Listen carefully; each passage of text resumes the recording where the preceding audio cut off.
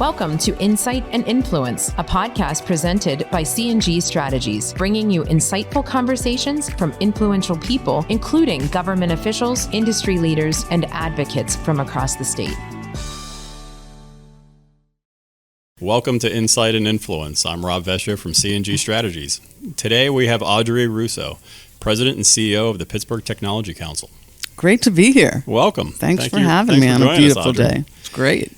Love it. So Pittsburgh Technology Council, you've been CEO, president for how many years now? 17 years. 17 years? Yeah. Wow. That's sort of crazy, right? Well, that's great, especially in this region. Stability, right? Know, We've seen a lot of change. Yeah. You can count on me. That's my tagline. You mean the region can count on you, right? That's right. We were part of, it was a fantastic summit you guys put together on Pennsylvania data centers. That was back in March. And energy. Yep, in March. Energy. Mm-hmm. So what came out of it? What did you guys think of it in terms of, you had a great amount of group, like who was there from the professional side. Mm-hmm. What did you guys learn? Like, what are you seeing here in this region? Sure. What takeaways do we have from that event? I mean, first of all, timing is everything when you do some of these things.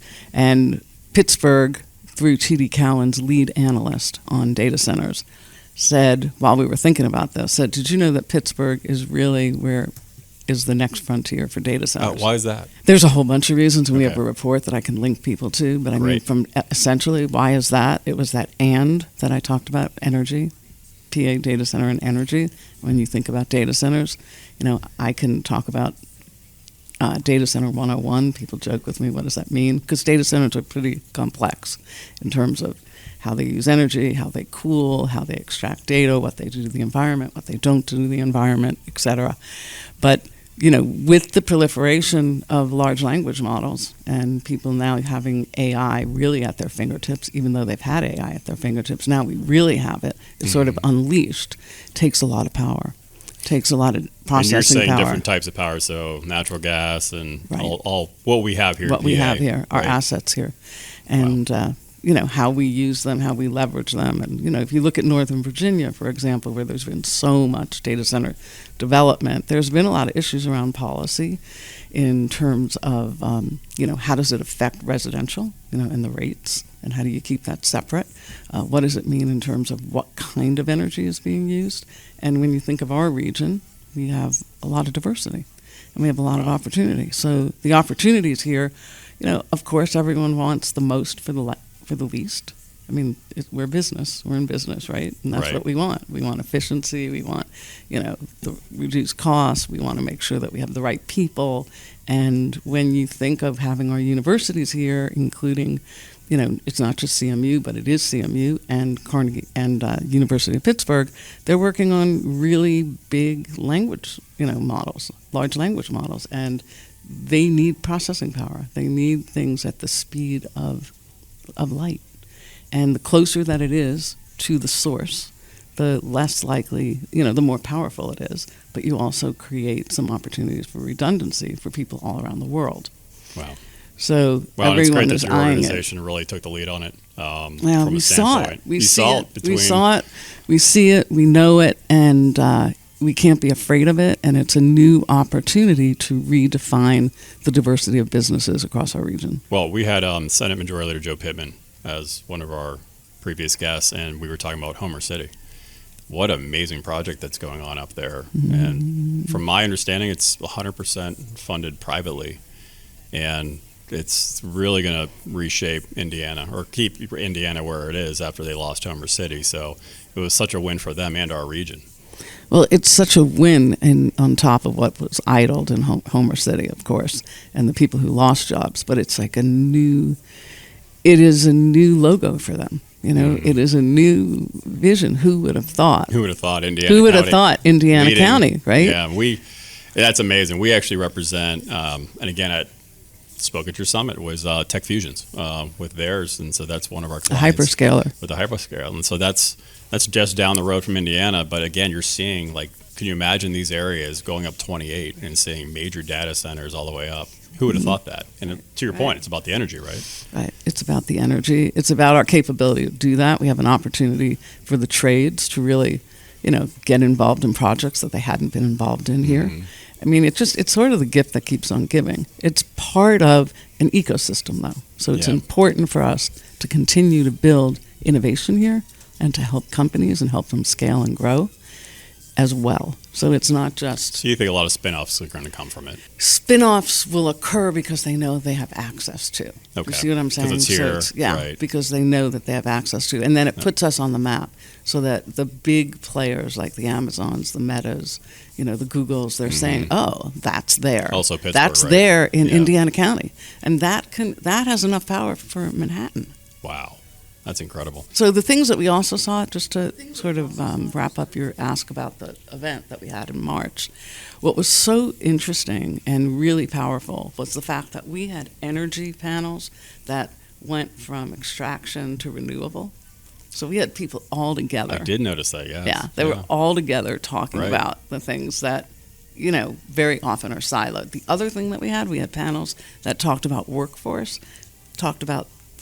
in terms of artificial intelligence and the deep tech workforce, but also the trades. And we had them noticed all labor together, was there. and we Yeah. had labor there, Right. and saying we can't leave each other out, Right. because what we think is workforce today is not workforce tomorrow, and people making Very things, impressive. making things really, really matters. And I heard you may have a second one, like you were so oversubscribed. Yeah, that we were told we're going to do another one. You're Yeah, gonna do and we're another going to one, do quarterly get-togethers so that people can continue to convene. Because even though you have players in southwestern Pennsylvania, many of these people are doing work outside of the region as well. So they Wow. bring expertise. They bring expertise to us. So it's not like just us in a vacuum. They say, hey, we built data centers in Arizona. We're working on ones in Northern Virginia. And so leveraging those relationships across the supply chain is what makes us strong. Well, so shifting gears, Sure. Future of tech in Western Pennsylvania. Where do we see beyond, data centers? I mean, we have Gecko Robotics. We have some major companies here that are really doing well, right? Yeah, really doing well. So right. is there anything I'm missing in terms of what should we be looking at? Who are the companies we should really start looking out for that are coming here out of our region? Yeah, I mean, you mentioned Gecko Robotics. If you just sort of take away a company name per se, but you really look at the deep tech and you look at what they're trying to solve, the thing that's really, I like to say, sort of beautiful about Gecko is that it builds on the assets of this region that go way 100 years ago, building stuff and taking care of infrastructure. That's a good point. And Yeah. that's not sexy. It's not completely sexy, Right. but we're finding more and more people want to get involved in purpose-driven work, not just building apps. They want to get involved in purposeful work, which means infrastructure. You look at America, it's time for us to, reshape ourselves, look at regionally, look at our bridges, look at our water, et cetera. So doing jobs that were never done, or we hoped were done, but were never done, or jobs that no human wanted to do, Right. and now we can do it. That's really important. So if you think of our background in chemical engineering, mechanical engineering, and of course software engineering, more recently at Carnegie Mellon, you take that all together, and that's our opportunity, is really solving for the big, hard problems. And Gecko is an excellent example of that. So we're working on making sure that companies in their earliest stages understand relationships with Department of Defense, for example, so that they can have an opportunity. That's a good point of the DoD stuff. Right. Because And so we're really that's a real focused. opportunity here in PA. Right. And I know your organization has really led the effort in really connecting Right. this region to DoD, right? Right. And you're going to see more. You're going to see more because it's more So stay complicated. tuned? Is that- Stay tuned. It is All right. stay tuned. That's fantastic. Yeah. Well, we'll have you back out here so you can talk about that when you're allowed to. Absolutely. Thank you. Thanks for you. having Thank me. you, Audrey. Our next guest is going to be House Republican leader Jesse Topper from Bedford County. Stay tuned. We are pleased to now have joining with us Representative Jesse Topper, the Pennsylvania House Republican leader of the Pennsylvania State House of Representatives. Welcome, Jess. Great to be here. Audrey was on earlier. We talked about data centers and what's going on in the technology space here in Western Pennsylvania and Pennsylvania. But, we appreciate you stopping by just to talk about the budget and whatever else is happening in Harrisburg. But Well, the data centers are a huge part of what we're trying to talk about, which is economic growth and economic development. the interesting thing, and I've been saying this for the past couple weeks about our budget numbers, is even if you don't increase the budget one dime, which we know, of course, it is going to be increased by at least a dime or two. Right. In 3 or 4 years, we'll be in deficit spending because we don't have the economic growth projections, and we're going to spend the surplus. We'll spend down the rainy day fund, and in the end, we won't be able to support all these programs that we say we want to increase funding to. And the main reason for that is we're not developing enough energy here in Pennsylvania, and the energy we are developing we're not keeping here. We haven't had enough natural gas builds. We haven't had any kind of development builds really, and why that relates to the data centers is of course the amount of power that they supply or require. If we're not making that power in Pennsylvania, they're not coming. There's only so many places like 3 Mile Island that they can jumpstart to have some of the, and look, I had no idea the kind of power needed until I started to get into what the data centers require. And it makes sense. It's a lot. Yeah. It makes sense. But right now, we don't have it. We don't have the grid reliability that we need to recruit more of them to come here. They're coming into Virginia, and we're actually sending some of our power to Virginia. So we're exporting power. Absolutely. We have it here. It all comes down to development of our natural resources and transporting it through pipelines and that kind of infrastructure development. If we don't do that, and that's the reason I say that, that's really in context of what I'm pushing for in this budget. The numbers are going to be what the numbers are going to be. If we don't start changing some of our policy in Pennsylvania, in a few years, those numbers won't mean anything. No, I agree. The assets are here. So the assets are here. So what are we not doing? Well, we've created instability in the market, particularly with natural gas. I've said recently, a couple of times, I'm sure the administration's tired of hearing it, the governor not talking about natural gas in Pennsylvania is like the governor of Iowa not talking about corn.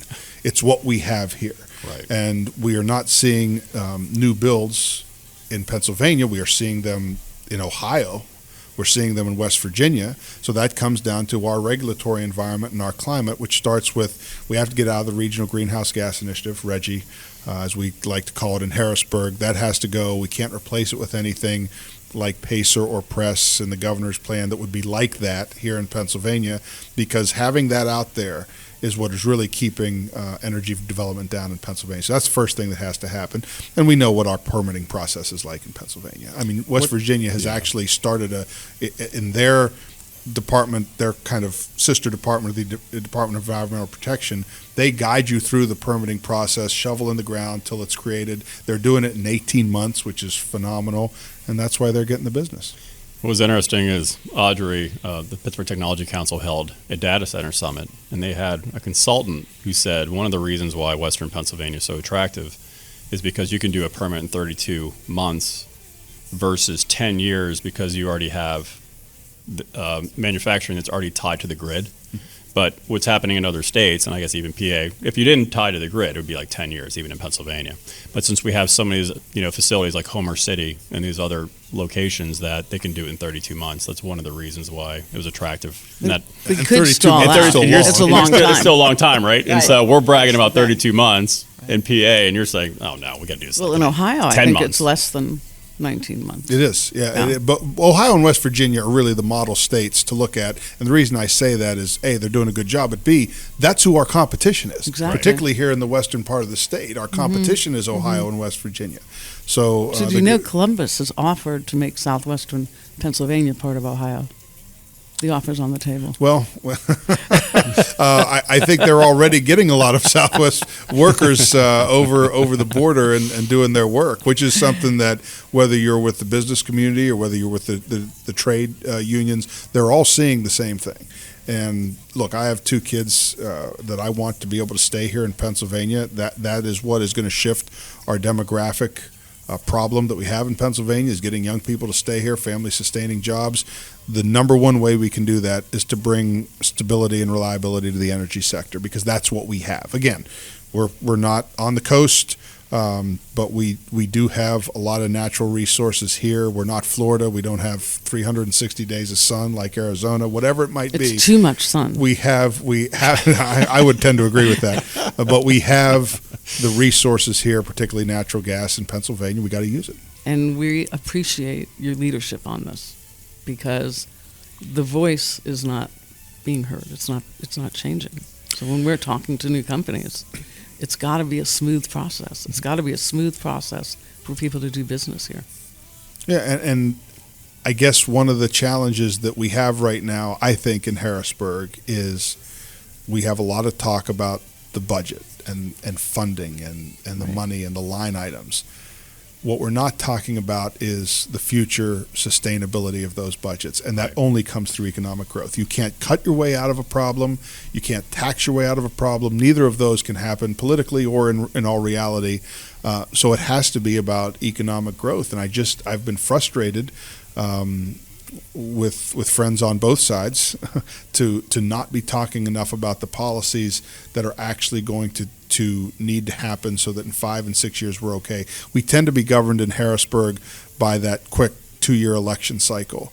And, well, everybody's on the ballot next year, or the governor's race is up this year, the president's race. And at some point we have to start looking at what happens when we're gone. And the biggest issue for elected officials sometimes can be the recognition that the policy you vote for and you put in place, people are not going to see the benefits of that until you're gone. And that can be very difficult. Right. I'm at that point where I don't care. At some point we have to start making those decisions that will affect us in 10 years, long after Jesse Topper's out of the legislature. Well, and that's what's needed, right? You need more of that vision for the future. Well, so right now, in this budget, dealing with data centers and so forth would be the PA Edge program. I guess that would be the one thing that's being debated on if they're going to change the scope of it or how they're going to use that program. I know it's a contentious debate because the governor's lightning plan and PACER and PRESS are all tied to that. There's also other aspects like sustainable aviation tax credit. I know that's the big one that we like, but that's a different story versus what's happening. Right. But as this is unfolding, what are you hearing, I guess, the latest on PA Edge, this reform? I know this is part of the overall discussion, but since it's timely and where we are almost in June. Yeah, look, I would much rather see our tax structure be, and on our business environment be such that we didn't need these targeted tax credits, but at the end of the day, it is what we need because that's what we have. That's the tool that we have in the toolbox right now. As long as it's also including the energy that we know is needed. Look, I'm not anti-solar in concept.